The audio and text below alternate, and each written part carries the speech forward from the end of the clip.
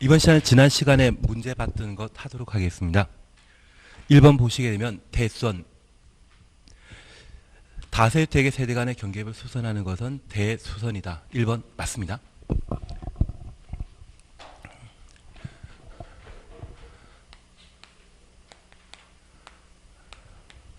여기 대수만큼은 꼭 알고 가셔야 됩니다.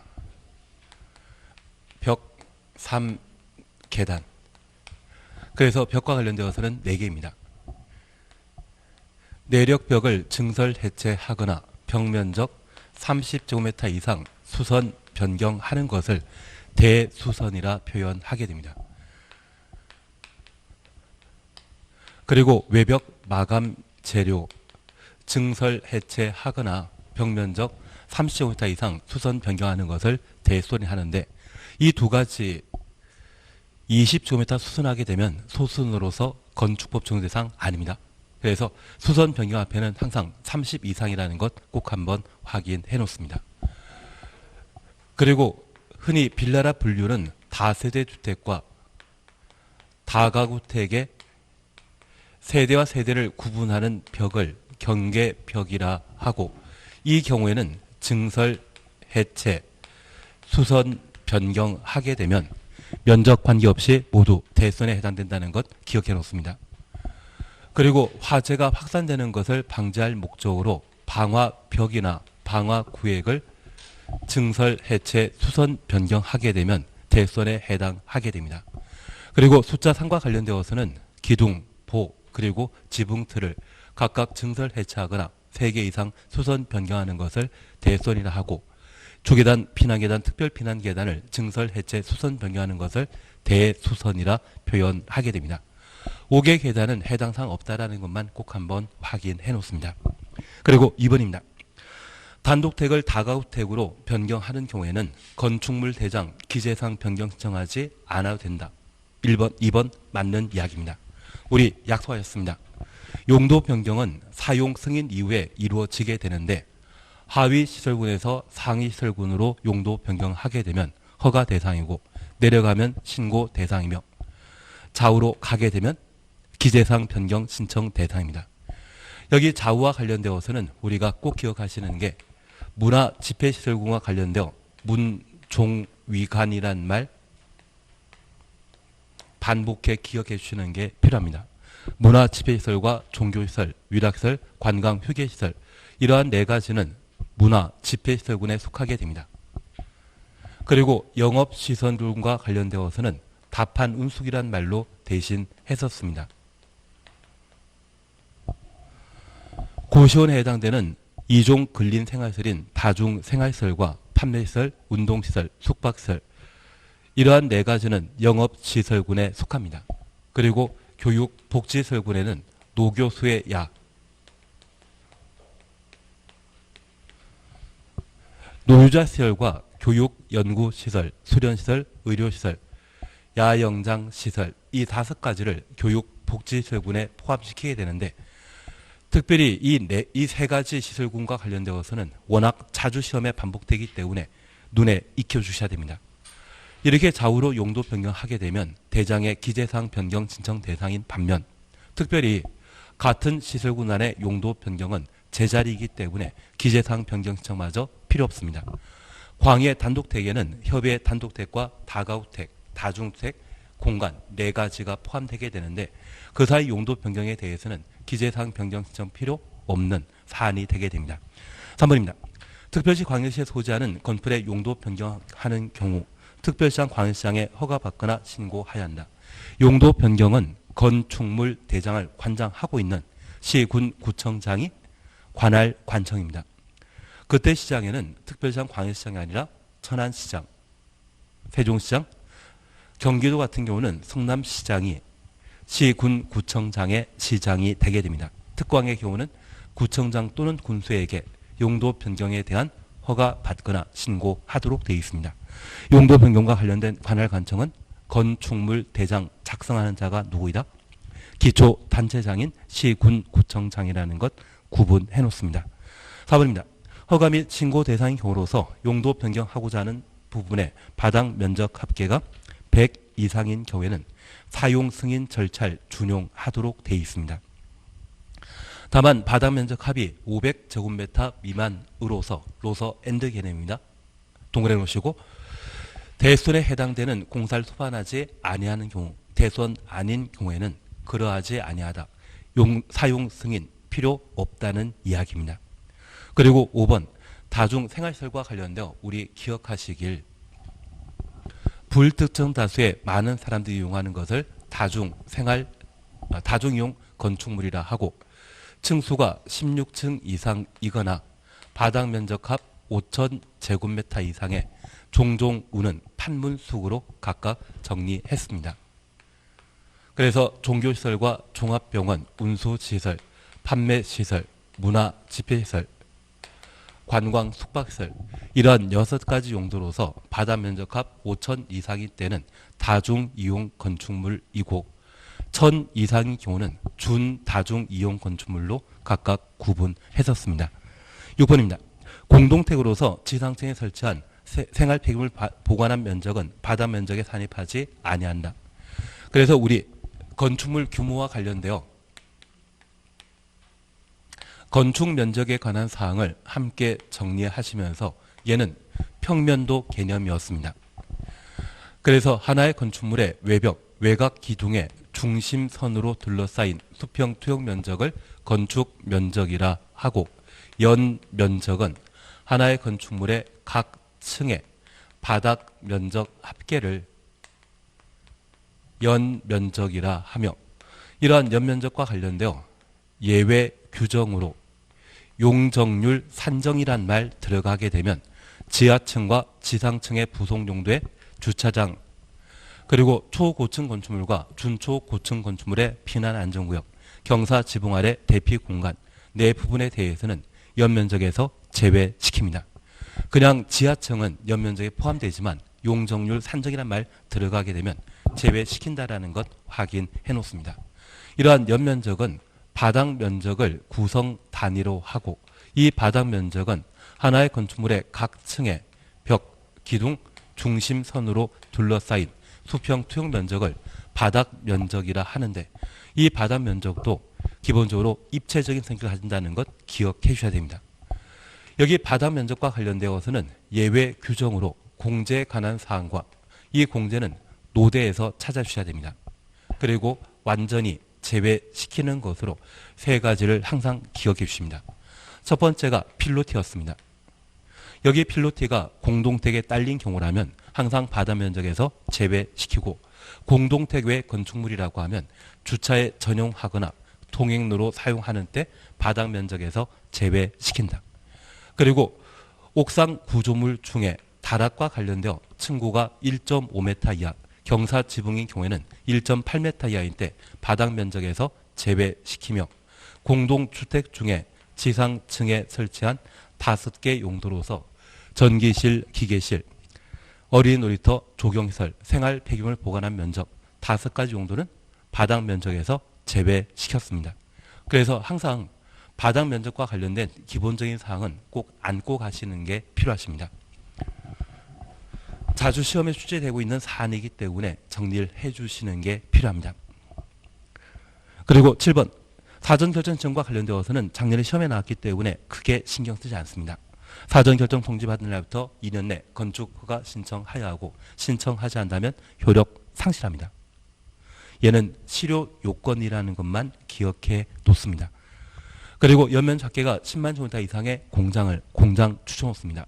특별시에 건축하려면 특별시장의 허가 받아야 된다. 공장 창고는 특광의 건축허가 대상에서 제외시킵니다.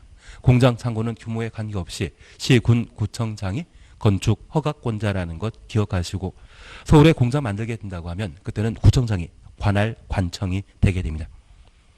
분양 목조라는 공동택의 건축주가 대지 사용할 수 있는 권한 확보하여 건축 허가 받을 수 있다. 분양 목조의 공동택의 경우는 반드시 소유권 확보한 때만 건축 허가 받을 수 있습니다. 일반적인 경우는 대지의 소유권 또는 사용권 확보하면 허가 신청할 수 있지만 분양 목적의 공동택에 대해서는 예외 인정한다라는 것 구분해 놓습니다. 그리고 10번 공장이란 말 우리 볼 수 있습니다.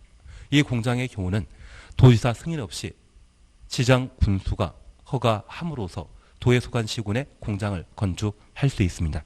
그래서 도지사의 사전 승인 대상 아닙니다. 건축법은 우리가 시험에 나올 게 좀 뻔히 정해져 있습니다. 그래서 자주 눈에만 좀 익혀놓으시고 전체 흐름만 잡아가시게 되면 무난하실 겁니다. 이번 시간에는 388페이지부터 해나가도록 하겠습니다. 388페이지 보시게 되면 건축허가 취소 차셨죠.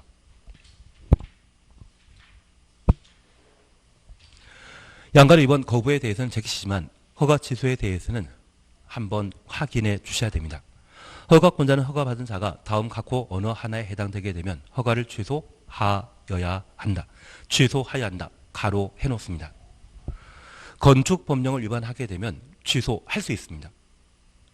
다만 법령 위반 정도가 아주 심하다고 하면 그때는 반드시 취소하여야 합니다.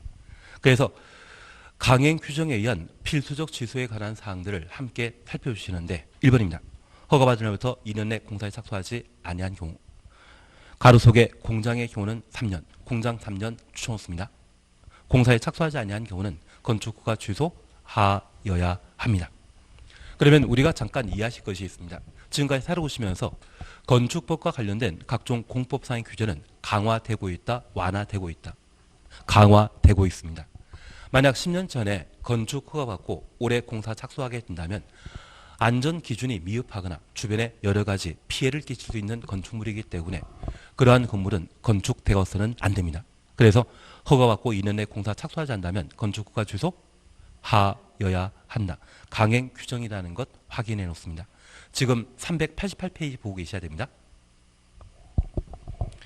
그리고 공장과 관련되어서는 일자리 창출과 맞물리 있기 때문에 시간 더 준다. 그렇게 구분해 놓습니다.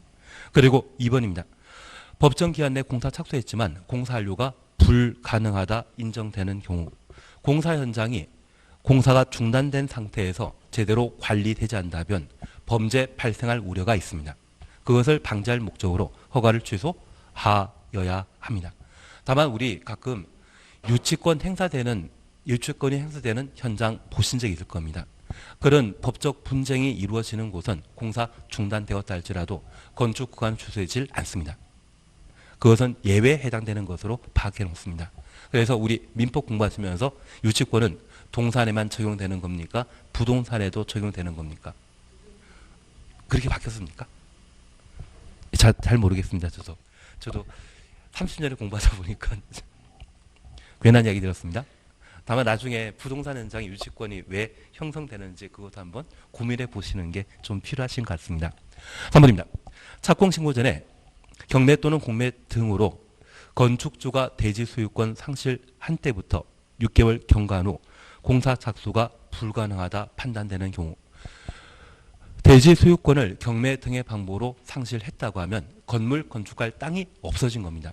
그 소유권을 6개월 내 회복하지 못했다고 하면 그때는 건축허가 취소하여야 한다. 건물 지을 땅이 없기 때문에 필수적 취소 사유에 해당되는 것으로 파악해 놓습니다.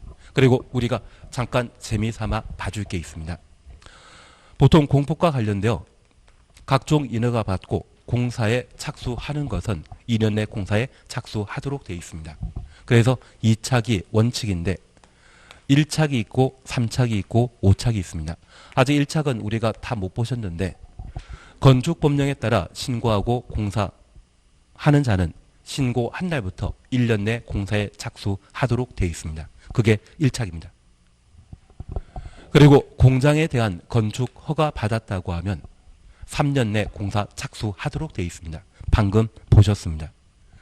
그리고 5차과 관련되어서는 주민이 입안 제한한 지구 단위 계획이 결정 고시되면 5년 내 공사 착수하도록 되어 있고 공사에 착수하지 않는다면 지구 단위 계획이 효력 상실하게 됩니다. 5년 되는 다음날 실효되게 됩니다. 그리고 이 5착은 조금 후에 보실 이야기겠지만 특별건축구역이 지정되게 되면 이 특별건축구역은 용산국제업무지구가 특별건축구역이었습니다. 그곳에는 초고층 건축물이 공사 들어가야 됩니다. 그래서 5년 내 공사 착수하도록 되어 있습니다. 그리고 아마 다음 주 우리가 함께 보실 것으로서 주택법상 사업계획 승인받아 주택건설 사업을 시행하게 되면 그 사업계획 승인받은 때부터 5년 내 아파트 건설 사업에 착수하도록 되어 있습니다. 그래서 이 총 5가지를 뺀 나머지는 착수한다는 이야기 나오면 항상 2년 이내 공사 착수하도록 되어 있고, 건축심관자는 1착입니다. 공정에 대해서는 3착입니다. 주민이 입안 제한한 지구 단위 계획 결정되었다고 하면 5년 내 공사 착수해야 되고, 특별 건축구역이 지정 고의되었다면 5년 내 공사 착수해야 되며, 주택법상 사업계획 승인 받았다고 하면 5년 내 공사 착수하도록 되어 있습니다. 그래서 1착, 3착, 5착 제외한 나머지는 항상 2착으로 기억해 주시는 게 필요한 듯합니다. 2번 거부 그냥 제끼십니다. 그리고 3번 건축 허가 제한. 한 15년 전에는 잘 나오던 것인데 요즘 잘 안 나옵니다. 다만 우리 재미로 보십니다. 1번, 2번을 묶어 놓습니다. 국토교통부 장관은 국토관리위에 특히 필요하다 인정하거나 국토관리부터 가로 열어놓습니다. 그리고 주무부 장관이 주무부 장관 추놓습니다. 국방, 문화재보전, 환경보전, 국민경제, 국민경제까지 가로 해놓습니다. 허가권자의 건축 허가나 허가받은 건축물의 착공, 제한할 수 있다. 그리고 2번 그냥 보십니다. 특별시장 관리상 도지사는 지역계획이나 도시군계획상 특히 필요하다 인정하면 시군 구청장의 건축 허가나 허가받은 건축물 착공, 제한할 수 있다. 그러면 잠깐 이렇게만 봐주십니다.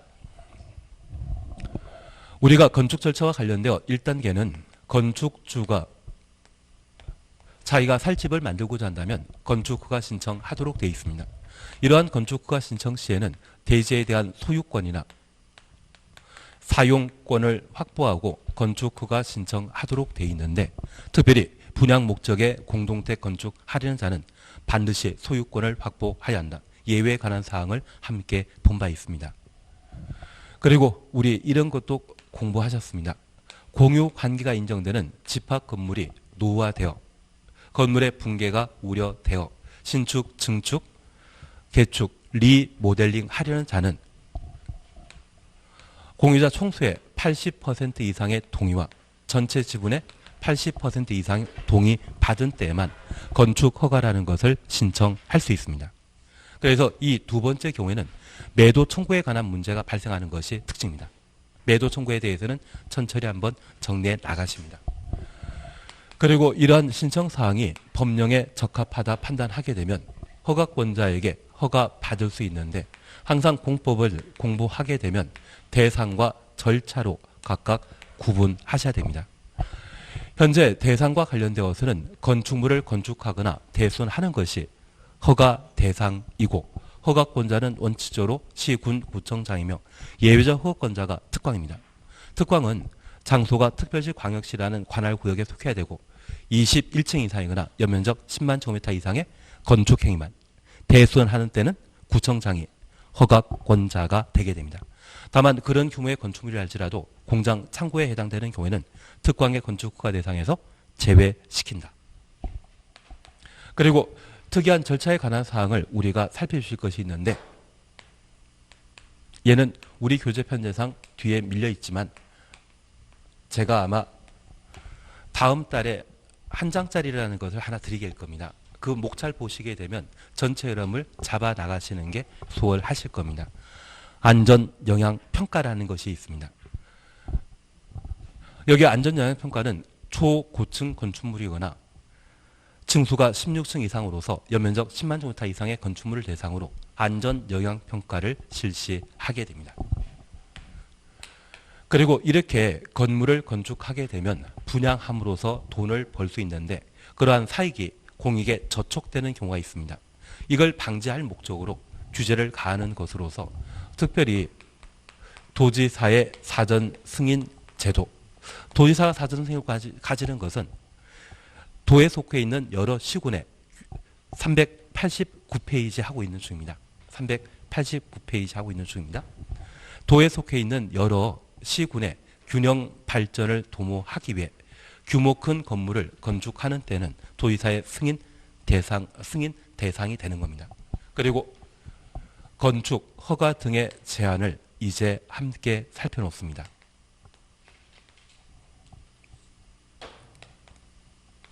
이번에 건축, 허가 등을 제한하게 되면 건축 행위는 허가받지 않고 그냥 했을 때 3년 이하의 징역, 3천만 원 이하의 벌금에 처해 있습니다. 또 한 번 제한하게 되면 과잉 규제로서 위헌 소지가 발생하게 됩니다. 이번에 제한하는 것은 허가를 제한하는 것으로서 저 허가는 허가권자가 행사하게 됩니다. 이렇게 건축 허가를 제한하고자 한다면 허가권자의 상급 관청이 제한할 수 있는데 허가권자는 특광, 시, 군, 구청장이었습니다.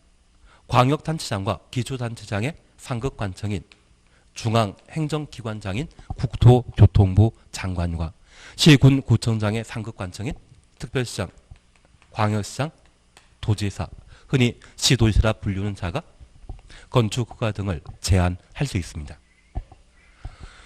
그중에 제한 사유와 관련되어 국토교통부 장관은 국토관리를 주된 업무로 삼고 있습니다. 이와 관계되어 허가 제한이 필요하다고 하면 직접 건축허가 등을 제한할 수 있고 주무부 장관이 요청하게 되면 국방, 문화재, 환경, 국민 경제,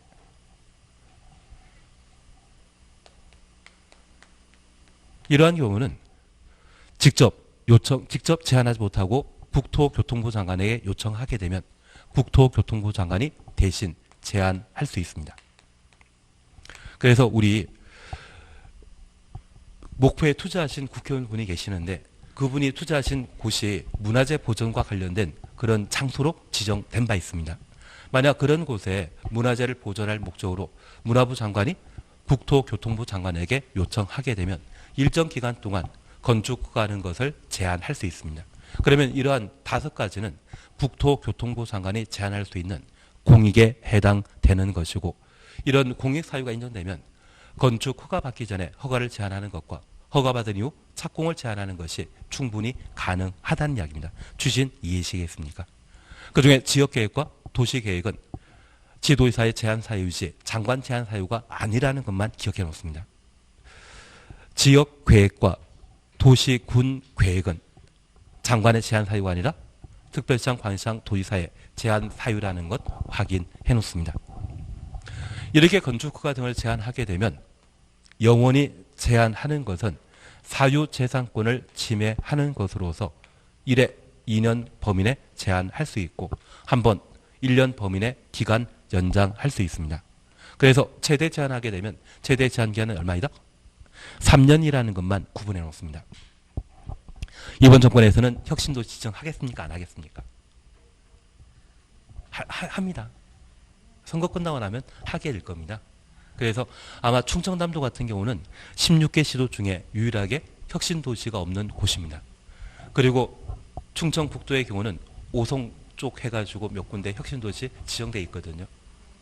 뭐 괴산 쪽도 지정돼 있고 지정되면 우리한테는 좋습니다. 그건 나중에 보시고 하여튼 제 아는 분이 그 혁신도시 지정된다는 정보를 미리 아는 공무원 통해서 입수했는데 경매 통해 가지고 땅을 구입하셨거든요. 그런데 길 건너편에 땅을 구입하셔가지고 토지의 수용 대상이 아니었습니다. 수용만 되었다고 하면 아마 그분 재산 가치가 4배, 5배까지는 올랐을 텐데 수용되지 않아가지고 안 됐는데 이렇게 혁신도시 개발되게 되면 주변 일대 난개발 사업을 방지할 목적으로 건축 허가 제한적으로 지정하게 됩니다. 그래서 이분은 3년 동안 팔려고 하더라도 또는 자기가 건물 지으려고 하더라도 건물 짓지를 못했던 적이 있습니다. 전액 자기 돈으로 투자하신 게 아니라 대출받아 투자하시다 보니 매달 이자 내셔야 될 상황이었거든요. 그래서 저만 보면 밥 사란 이야기를 꼭 하시더라고요. 그래서 가끔 하우스푸어라는 이야기는 들어본 적이 있지만 랜드푸어를 들어본 거는 그분 통해 가지고 처음 들어본 적이 있습니다. 더 안 좋은 이야기는 이분이 태안에 펜션 지을 땅을 한 500평 정도 알아보셨거든요. 계약하고 나서 한 보름쯤 뒤에 태안 유조선 침몰 사고가 발생한 적이 있습니다. 그래서 이분은 부동산하고는 전혀 인연이 없는 그런 경우가 아닌가 싶습니다.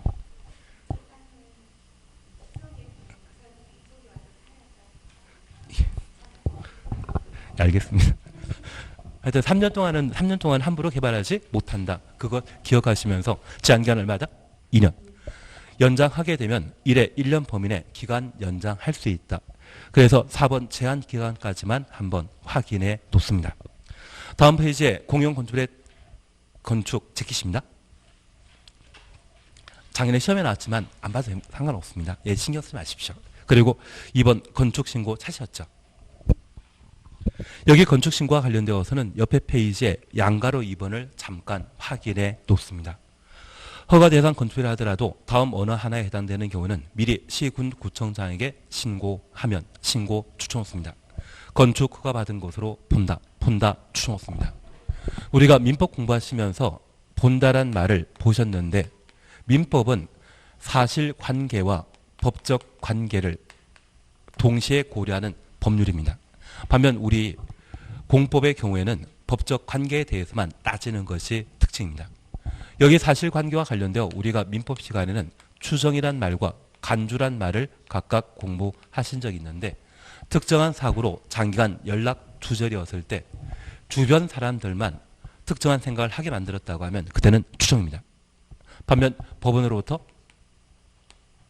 실종 선고를 받은 후라고 하면 그때는 사망한 것으로 간주하게 되고 상속에 관한 문제가 발생하게 됩니다. 그러면 우리가 이해하실 것은 법원 판사는 가장 객관적인 제3자이거든요. 그 사람마저 사망한 것으로 인정하게 되면 사망의 개연성이 워낙 높기 때문에 그때는 뭘 한다? 간주라 표현하게 됩니다. 그 사람이 살아 돌아온다 할지라도 그때는 재판 절차를 통해 권리 회복한 때만 자신의 소유권을 행사할 수 있습니다. 반면에 우리 법적 문제와 관련되어서는 성년 의제란 말을 들어본 적 있으실 겁니다. 성년 미성년에 대해서는 법률로 정해놓은 것으로 현행법은 19세 이상을 성년으로 판단하게 됩니다. 미성년자랄지라도 결혼하게 되면 성년처럼 인정해준다. 그래서 의제란 말 쓰게 된다고 하면 이것은 법적 문제일 때 가능한 이야기로 파악해 놓습니다. 지금 우리가 공부하고 있는 공법에서는 사실관계 다룬다, 다루지 않는다. 다루지 않고 오직 뭐만? 법적 문제만. 그래서 건축 신고라는 것을 하게 되면 건축 허가받은 것으로 인정하겠다는 의미입니다. 그러면 허가가 까다롭겠습니까? 신고가 편하겠습니까? 신고가 편할 겁니다. 그래서 신고함으로써 쉽게 허가 대상인 건축 대손 행위를 할 수 있도록 허용하는 것을 건축 신고라 표현하게 됩니다. 취지 이해되시겠습니까? 그러면 이제 우리가 잠깐 이해하실 것이 있습니다. 현재 건축법상 허가받아 할 수 있는 것은 건축물을 건축하거나 대손하는 것을 건축 허가 대상 갖고 있는데 이렇게 허가받고 건축 공사를 진행하게 되면 건축사 등으로부터 설계 도서를 발급받아야 됩니다. 돈 많이 들어가거든요. 그리고 감리, 건축사 등에게 맡기도록 되어 있습니다. 모든 건축주가 그런 여유 있는 상황이 아니기 때문에 소규모 건물을 건축하는 때는 그런 설계 비용과 감리 비용 부담 없이 쉽게 건축 대손할 수 있도록 신고하고 처리할 수 있습니다. 그러면 신고 대상은 규모 큰 것이다, 작은 것이다. 작은 것이라는 것을 구분하시는 게 필요합니다. 그래서 박스에는 391페이지의 박스에는 건축 신고 대상에 관한 내용을 쭉 열거하고 있습니다. 예, 별표 3개 해놓습니다. 작년에 시험에 안 나왔거든요. 그런데 올해는 한번 또 낼 수 있는 상황이 건축 신고가 되게 됩니다. 우선 우리 5번과 관련되어 잠깐 확인하십니다. 소규모 건축물로서 다음 어느 하나에 해당되는 건축물의 건축 추천없습니다. 그리고 기억입니다. 연면 작계가 100제곱미터 이하의 건축물, 연면적 100제곱미터 이하의 건축물이라면 대충 30평 이하의 건물을 말합니다. 서민이 이용할 수 있는 건축물이기 때문에 얘는 신고하고 건축할 수 있습니다. 이런 건물 건축하는 때는 건축사에게 설계도 받아야 된다? 필요 없습니다. 감리자 승인할 필요 있다 없다? 없다. 그렇게 이해해 놓습니다. 그리고 이제 1번 올라갑니다. 바다 면적합 85제곱미터 이내 증축, 개축, 재축, 증축, 개축, 재축 가로 해 놓습니다. 그러면 우리 이것만 잠깐 이해해 놓습니다. 나대지의 건물 건축하게 되었을 때 첫 번째 80제곱미터의 1층짜리 건물 건축하게 되면 이때는 연면적 80제곱미터 신축했다 이 말 사용하게 됩니다. 그리고 5년 뒤에 2층을 증축하게 되었는데 이번에도 80을 증축하게 되었다고 하면 그때는 연면적 80 증축한 것입니까? 바닥 면적 80 증축한 것입니까? 바닥 면적 80 증축한 것입니다. 연면적은 하나의 건축물의 각 층의 바닥 면적 합계로서 두 개 층을 전부 더해야 됩니다. 그러면 이번에 바닥 면적합 85제곱미터 이내 증축, 개축, 재축이라 하면 대지안에 기존 건물 존재한다는 상태이죠. 만약 연면적 80제곱미터의 증축, 개축, 재축이라면 그것은 신축을 의미하는 것이지만 바닥 면적합 85제곱미터 이내 증축, 개축, 재축은 대지안에 기존 건물 있다는 이야기입니다. 그래서 이번에 85제곱미터의 규모를 신축하는 것이 아니라 무엇? 증축, 개축, 재축하는 것이라고 하면 경미한 건축 행위에 해당되기 때문에 신고하고 할 수 있다는 이야기입니다. 취지는 이해하시겠습니까? 그리고 두 번째 우리 봐주실 것이 있습니다. 바로 3번입니다. 연면적 200제곱미터 미만이고 3층 미만의 건축물에 대해선 연면적 200부터 3층 미만까지 가로 해놓습니다. 규모 크다 작다. 연면적 200제곱미터 미만이고 3층 미만이라고 하면 규모 작은 것입니다. 작은 건물의 대선에 대해서는 신고하고 대선할 수 있다. 그렇게 구분해 놓습니다. 그러면 우리가 잠깐 이해하실 것이 있습니다. 우리 건축법은 1962년도에 제정되었는데 이 법 제정되었을 때 건축신고에 관한 사항을 정해 놓은 바 있습니다. 그런데 이 건축법은 올해도 한 3번 바뀝니다. 그래서 8월 달까지 최종 개정되게 될 텐데 1년에 한두 번씩은 꼭 개정되거든요. 그러면 이 건축법은 사회적 경향을 반영하는 것으로 자주 개정되고 그 개정사항이 점점 추가되게 됩니다. 그래서 우리 아파트 같은 걸 보게 되면 기본형이라고 하는 아파트 형태와 발포인트 등을 확장시켜 놓은 그런 형태를 보실 수 있을 겁니다. 그래서 1962년부터 지금까지 쭉 유지하고 있는 기본형과 관련되어서는 두 가지를 우리가 잠깐 살펴놓습니다. 건축행위와 관련되어서는 연면적 100제곱미터 이하의 건축물을 건축하는 것. 그래서 새로 신축 포함해서 연면적 100제곱미터 이하의 건축물 건축은 뭐하고 할 수 있다? 신고하고 할 수 있다는 이야기입니다. 그리고 1층짜리 건물을 증축하게 되었을 때 바닥 면적합 85제곱미터 이내 증축, 개축, 재축하는 경우에도 신고하고 증축, 개축, 재축 할 수 있다는 것 파악해 놓습니다. 그리고 대수원과 관련되어서는 연면적 200제곱미터 미만이고 60평 이하를 말합니다. 그리고 3층 미만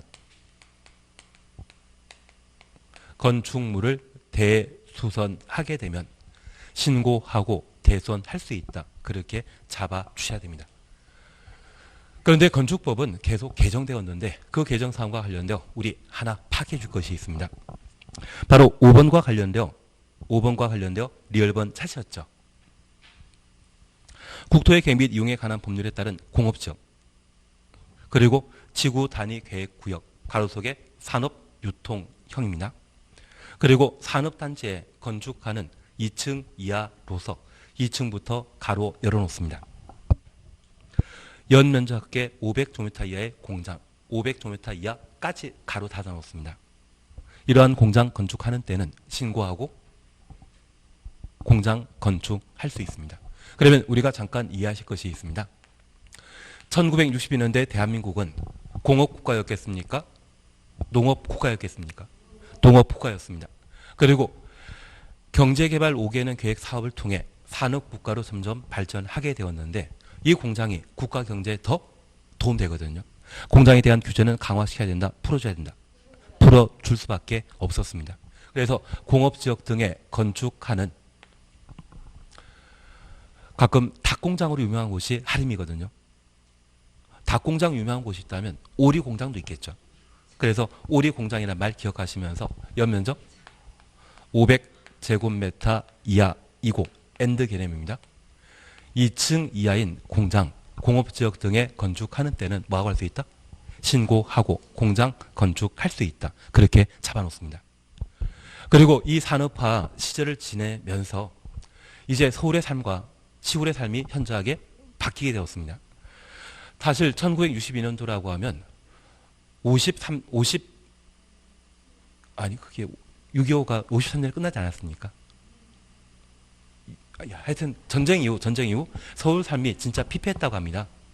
그래서 보릿고개 돼 있고 밥 못 먹는 분도 계셨다고 하는데 그 62년도에는 서울의 삶이 더 빈약했거든요.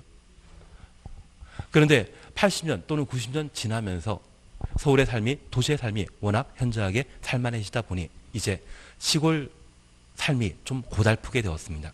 그래서 그에 관한 규정을 개정하게 되었는데 우리 동그라미 2번 찾으셨죠? 국토의 개미 이용에 관한 법률에 따른 관리적, 농림적, 자연환경 보전 지역에서 관농자 가로놓습니다. 연면적 200제곱미터 미만이고 3층 미만의 건축물 건축, 연면적 200 미만이고 3층 미만 가로 해놓습니다. 다만 다음 어느 하나에 해당되는 구역에서의 건축은 제외한다. 지구 단위 계획구역 줄만 쳐놓습니다. 그러면 도시지역과 비교되는 것으로서 관리지역, 농림지역, 자연환경보전 지역의 연면적 200제곱미터 미만이고 3층 미만의 건축물 건축, 3층 미만이라면 2층 이하를 말합니다. 그리고 연면적 200제곱미터 미만이라면 60평 이하를 말하는데 농가주택으로서 2층짜리 각 층의 면적이 30평 정도 되는 2층짜리 농가주택 건축하는 것은 관농자에는 가능하다는 이야기입니다. 그러면 우리가 잠깐 이해하실 것은 관리지역, 농림지역, 자연환경보전지역을 제외한 지역은 도시지역입니다. 그 도시지역에서는 연면적 100제곱미터 이하의 건축만 건축신고하고 건축할 수 있고 100 초과하면 허가 대상인 겁니다. 관농자의 경우는 100 초과하더라도 얼마? 200 미만, 2층 이하까지는 신고하고 건축할 수 있다는 이야기입니다. 다만 이런 관농자가 지구 단위 계획 구역으로 지정된 경우에는 제외시킨다. 여기 지구 단위 계획 구역은 우리가 알고 있는 동탄지구, 하남 유래지구 등을 말합니다. 지금 당장은 농촌 마을처럼 보이지만 5년 정도의 시간이 지나게 되면 도시로 바뀌게 되거든요. 그러면 지구 단위 계획 구역인 관농자의 200 미만이고 3층 미만의 건축물 건축은 허가 받아야 된다는 얘기입니다. 다만 이 지구 단위 계획 구역이랄지라도 기본형은 지구 단위 계획 구역이랄지라도 기본형은 뭐하고 건축할 수 있다? 신고하고 건축할 수 있습니다. 그래서 아무리 지구 단위 계획 구역이랄지라도 연면적 100제곱미터 이하의 건축물 건축은 뭐한다? 신고 대상이라는 것 파악해 놓습니다. 결국 여기 기본형은 장소가 어디건 관계없이 항상 건축신고 대상이라는 것 기억하시고 관리지역, 농림지역, 자연환경보전지역의 경우에만 100 초과, 200 미만, 2층 이하까지는 건축신고하고 건축할 수 있다는 이야기입니다. 취지는 이해되시겠습니까? 그리고 우리 3번 대선에 관한 내용 보셨는데 바로 4번을 함께 보십니다. 주요 구조부 해체 없는 등의 다음 어느 하나에 해당되는 대수선은 신고하고 대수선할 수 있습니다. 그래서 내력벽을 평면적 30m 이상 수선하는 것, 기둥보 지붕틀 묶어놓습니다. 기붕벽 지붕틀 묶어놓습니다. 그리고 방화벽, 방화기구에 의한 바닥벽을 수선하는 것, 주계단 피난계단, 스펠 피난계단 수선하는 것, 그리고 시옷은 제가 좀 다시 확인해 보도록 하겠습니다. 그러면 우리가 잠깐 구분해 주실 것이 있습니다. 지금 연면적 200제곱미터 미만이고 3층 미만의 건축물의 대수선. 그러면 우리가 알고 있는 대수선은 무엇이다? 벽, 3, 계단입니다. 미관지구와 관련되어서는 올해 개정되었습니다. 미관지구의 건축물의 외부 형태 변경은 올해 개정되면서 대수선 범위에서 삭제해버렸거든요. 그래서 올해 개정 사항이기 때문에 대수선 정육 구하시는 게, 정리해 주시는 게 올해 시험거리입니다. 그러면 첫 번째 잠깐 이해해 주실 것이 있습니다. 연면적 200제곱미터 미만이라고 하면 연면적 150제곱미터이고 3층 미만이라면 2층짜리 건물을 기둥을 증설하거나 해체하거나 3개 이상 기둥을 수선하거나 변경하게 되면 뭐하고 할 수 있다? 신고하고 할 수 있다는 이야기입니다. 그래서 여기 작은 건물이 이루어지는 대손이라고 하면 내력벽을 증설 해체하거나 벽면적 30m 이상 수선 변경한다 할지라도 작은 건물에 이루어지는 대손은 뭐하고 할 수 있다? 신고하고 할 수 있다는 이야기입니다. 그리고 우리 이것 다시 한번 봐줍니다. 외벽 마감 재료를 증설하거나 해체하거나 벽면적 30제곱미터 이상 수선 변경하게 되면 신고하고 할 수 있습니다. 여기 외벽 마감 재료는 화재 발생 시에 유독가스가 발생하여 인명피해가 야기되는 위험한 것들이거든요. 이러한 것들을 증설, 해체, 수선 변경하게 되면 건축법 적용 대상인 대손을 함고 있는데 우리 2층짜리 건물이라고 하면 해당 건물에 불났을 때 지상 1층에 계신 분은 밖으로 잘 나오시면 되고 2층에 계신 분은 보통 건물의 층고가 4m 정도이거든요. 뛰어내리면 다리는 부러질 정 생명과는 전혀 관계없습니다. 그래서 저 2층짜리 건물에 모든 대손이 이루어지게 된다면 안전상에 큰 문제 없기 때문에 얘는 뭐하고 할 수 있다? 신고하고 대수선 할 수 있다는 이야기입니다. 주시 이해시겠습니까? 그래서 우리 대손과 관련된 여기까지가 이런 작은 건물이 이루어지게 되면 다 뭐하고 할 수 있다. 신고하고 할 수 있습니다. 그러면 역으로 연면적 200 미만이고 3층 미만의 건축물의 대손이 건축신고 대상이면 3층 이상이거나 연면적 200제곱미터 이상이라면 2층이 아니라 3층짜리라고 하면 연면적 200 미만이 아니라 200 이상이라면 얘는 큰 건물이다, 작은 건물이다. 큰 건물입니다.